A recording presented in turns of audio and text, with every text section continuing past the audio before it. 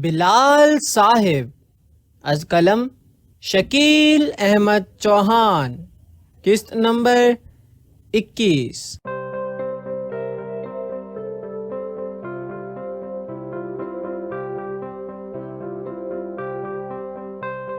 بلال نے استورے میں بلیڈ ڈال کر دیا اور ساتھ ہی کالی ڈبیا دی جس میں ایک کالی مرہم جو کہ کالے جلے انجن آئل جیسی مگر آئل سے گاڑھی رکھ دی۔ بابا جمعہ نے سانپ کے دانتوں کی جگہ ہلکا سا کٹ لگایا اور اوپر سے دبایا۔ سارا زہر باہر آ چکا تھا۔ اس کے بعد اس کالی ڈبیا سے کالا پیسٹ کالی مرہم اس کے زخم کے اوپر لگا دیا۔ لڑکا ہوش میں آ رہا تھا مگر درد کی وجہ سے اس کے رونے اور ہائے ہائے کی دبی دبی آوازیں گلے سے نکل رہی تھیں۔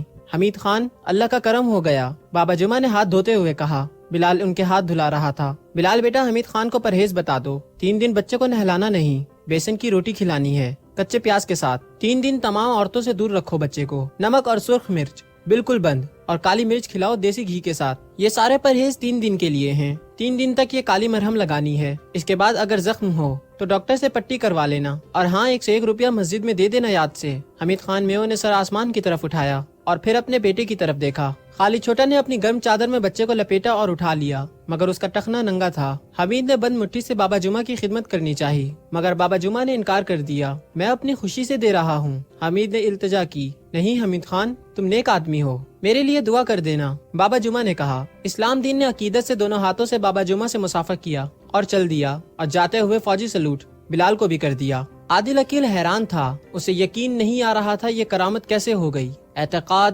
اور علم کی جنگ ابھی باقی تھی۔ اعتقاد والے جیت کر جا چکے تھے اور علم والا اپنی ہار ماننے کو تیار نہیں تھا۔ میں اسے تعویذ گنڈا کہوں یا جہالت؟ عادل عقیل نے 2 ٹوک کہہ دیا۔ بابا جمعہ اور بلال مسکرا دیے۔ اس کا جواب آپ کو بلال صاحب دیں گے۔ بابا جمعہ نے حکم صادر کر دیا، نہ تو یہ تعویذ گنڈا ہے اور نہ ہی جہالت، یہ ایک روحانی علم ہے جو کہ ان کے بڑوں کو کسی بزرگ کی عطا ہے۔ آپ اسے فیض بھی کہہ سکتے ہیں۔ زہر جسم سے نکالنا روحانی عمل سے ہوا اور اس کے بعد وہ کالی مرہم لگانا طبعی عمل ہے۔ سیدھی سی بات ہے، مگر یہ کیسے ممکن ہے کہ زہر جسم میں چلا جائے پھر نکال لیا جائے؟ عادل عقیل بولا، اگر اللہ چاہے تو کیا پھر بھی ممکن نہیں؟ ہم نے تو صرف کوشش کی اور بس۔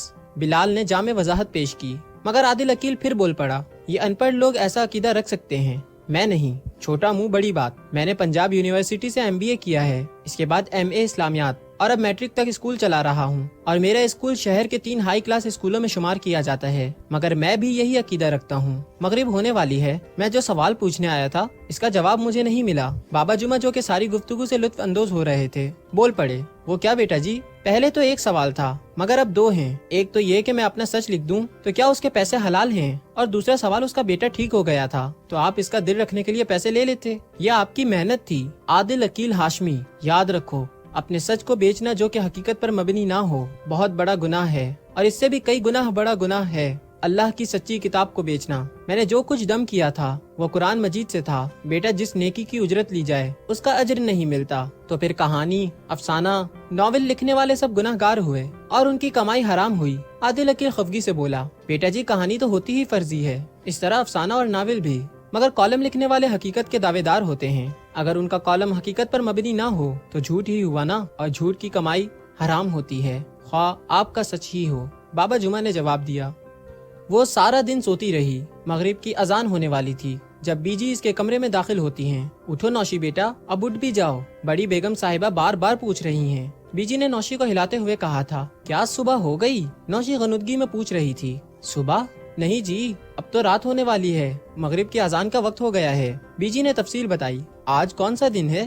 نوشی ایسے پوچھ رہی تھی جیسے سوئے ہوئے محل کی شہزادی ہو اور سالوں بعد جاگی ہو۔ کون سا دن ہے؟ سال کون سا ہے؟ میں کہاں ہوں؟ کچھ ایسا ہی نوشی کے ساتھ تھا۔ توشی کہاں ہے؟ اور ماما بھائی کہاں ہیں؟ ڈیڈ بھی نہیں ہے۔